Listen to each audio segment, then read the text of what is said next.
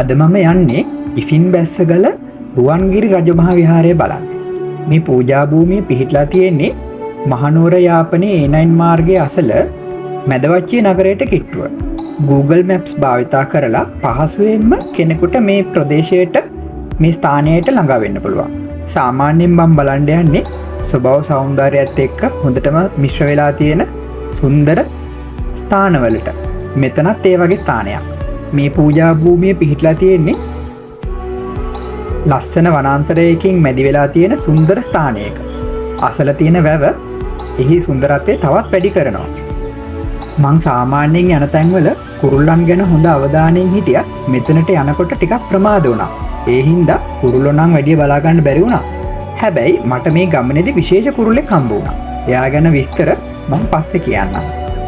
සමහරු කියනවා මේ කන්ද උඩ ලංකාවේ වෙනත් තැන්වලට වඩා ගුරුත්වාකර්ෂණ බලය අඩුයි කියලා. හැබැයි ඉතින් ඒකේ සත්‍යතාවය නම් කොච්චර තියෙනවද කියලා මට හරියට කියන්න අමාරුයි. පාරායිනේ තියෙන මකර තොරණින් ඇතුළු වෙලා තමයි එතනට යන්න තියෙන්නේ. ඉතිහාසය ගත්තොත් ක්‍රිස්තු පූර්ව 3 වන සියවසේ වගේ තමයි දේවානම්පියතිස්ස රජතුමා මුලින්ම මෙම විහාරය කරවලා තියෙන්නේ. ඊට අමතරව මිහිඳු මහරහතන් වහන්සේ ඇතුළු පිරිසක් මිහින්තලයට වැඩම කරන්න කලින් මුලින්ම පය තැබුවේ මෙතනට කියලා විශ්වාසයකුත් තියෙනවා. ඍෂිවරුන් බැස්ස ගල කියන නාමය බිඳිලා තමයි ඉසින් බැස්ස ගල කියලා මෙතනට නම පට බැඳිලා තියෙන්නේ. මෙහි තියෙන තවත් විශේෂත්වයක් තමයි සංඝමිත්තා තෙරණිය ශ්‍රී මහ බෝධි අංකුරය අනුරාධපුරයට වඩම්මන අතරතුර මෙම ස්ථානයේ නතර වෙලා විවේකගෙන තිබෙනවා කියලා කියනවා. ඒ වෙලාවේ බෝධිපාත්‍රය බිම තැබූ සැනින් එක රැයකින් එය පොළවට මුල් ඇද තියෙනවා. පසුව වන්දනාමාන කර නැවත පාත්‍රය ඔසවද්දී එක මුලක් පොළවේ ඉතිරි වෙලා තිබිලා එයින් තමා අද මේ පෙනෙන පූජනීය විශාල බෝධීන් වහන්සේ නිර්මාණය වී තිබෙන්නේ කියලා කතාවක් තියෙනවා. ඊට අමතරව මෙහි තිබුණු පැරණි චෛත්‍ය ආක්‍රමණිකයන් අතින් විනාශ වෙලා තිබිලා පස්සේ 20 වෙනි සියවසේ මුල් භාගයේදී මෙහි කැණීම් වලින් බුදු සමයට පෙර නාග ගෝත්‍රිකයන් වන්දනා කළ නාගගලක් සහ බුදු පිළිම කලාවට පෙර බුදුන් වහන්සේ සංකේතවත් කරපු ශ්‍රී පතුල් ගලකුත් හම්බ වෙලා තියෙනවා. තවත් විශේෂ කාරණාවක් තමයි මේ විනාශ වෙලා තිබුණු පිම්බිම 1900 ගණන් වල නැවත සොයාගෙන අද මේ තත්වයට ප්‍රතිසංස්කරණය කරන්න මූලික වෙලා තියෙන්නේ ඒ දවස්වල හිටපු සදහැවත් කතෝලික මහත්තයෙක්. ඛණ්ඩ මුදුනට යන්න පඩිපෙළක් තියෙනවා. ඒ පඩිපෙළ හදලා තියෙන්නේ බොහොම කෙටි පඩි වලින්. ඒ නිසා ඕනෑම වයස්ගත පුද්ගලයෙකුට වුණත් පහසුවෙන් නගින්න පුළුවන්. බෑවුමත් ඉතා අඩුයි. පර්වතයේ මුදුනට ගියාම 360 view point එකක් බලා ගන්න පුළුවන්. හාත්පසින් තියෙන අනුරාධපුර දිස්ත්‍රික්කයේ සුන්දරම දසුන් ටිකක් බලා ගන්න පුළුවන් වෙනවා. ඊට අමතරව අනුරාධපුරයේ සහ වවුනියාවේ චෛත්‍ය රජාණන් වහන්සේලා ගොඩක් මෙතනට අපූර්වට පේනවා.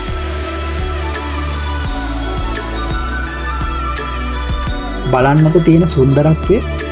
මෙම නිහඬ පරිසරය සහ ඒ දර්ශනීය වටපිටාව මෙම පූජා භූමිය වන්දනාමාන කරන්න එන බැතිමතුන්ටත් සුන්දර අත්දැකීමක් ලබා දෙනවා.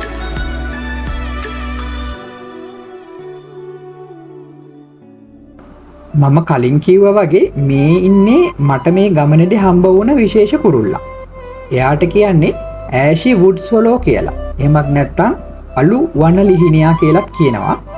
වියලි කලාපයේ දැකගත හැකි කුරුල්ලෙක්. මේගොල්ලෝ ගොඩක් වෙලාවට පාරේ යනකොට විදුලි රැහැන් වල එහෙම නැත්නම් කණු වල වහලා ඉන්නවා දැක බලා ගන්න පුළුවන්. ඒගොල්ලෝ ගොඩක් වෙලාවට එකට ගුලි වෙලා කිට්ටුවෙන් වගේ තමයි ඉන්නේ. ඒ නිසා ඈතට අලු පාට ගුලියක් වගේ සමහරලාවට පේනවා. මේගොල්ලන්ගේ තවත් විශේෂත්වයක් තමයි පියාසර කරන ගමන්ම කෘමීන් අල්ලා ගන්න තියෙන හැකියාව. මේගොල්ලන්ට සොලෝ කියලා නම තිබුණට මේගොල්ලෝ සැබෑ වනලිහිණි ගණයට අත් වෙන්නේ නැහැ. අනෙකුත් සොලෝ ස්පීෂීස්ලා ගත්තොත් බාන් සොලෝ, ශ්‍රී ලංකන් සොලෝ ඒගොල්ලෝ ඔක්කොම සාමාන්‍යයෙන් එක වගේ ස්වරූපයක් ගන්නවා. නමුත් මෙයා ගොඩක් වෙලාවට ඒ ට්‍රූ සොලෝ ස්පීෂීස්ලාට වඩා ගොඩක් වෙනස්. මේ සොලෝස්ලා නම් මෙතන පහසුවෙන් බලා ගන්න පුළුවන්. ඒගොල්ලෝ හැමතැනම ඉන්නවා. පර්වතය උඩට ගයාම හරිම අලංකාර විදියට නිර්මාණය කරපු ජලතටාක කිහිපයකුත් බලාගන්න පුළුවන්.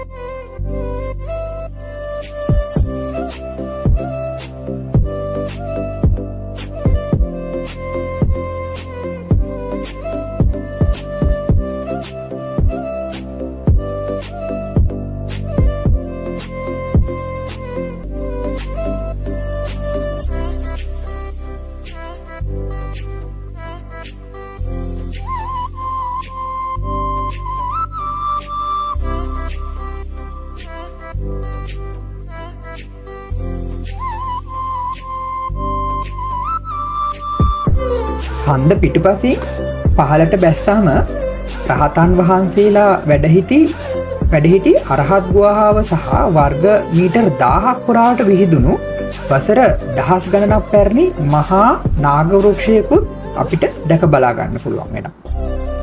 අවසාන වශයෙන් මට තේරුණ දේ තමයි ඉසින් බැස්සගල රුවන්ගිරි රජමහා විහාරය කියන්නේ වන්දනා කිරීමට පමණක් නෙවෙයි. ශ්‍රී ලංකාවේ පැරණි බෞද්ධ උරුමය, ජනප්‍රවාද, පුරාවිද්‍යා සලකුණු, තවත් ඒ අරුණම ස්වභාවික සුන්දරත්වය එකවර අත්විඳිය හැකි කදිම ස්ථානයක් කියලා.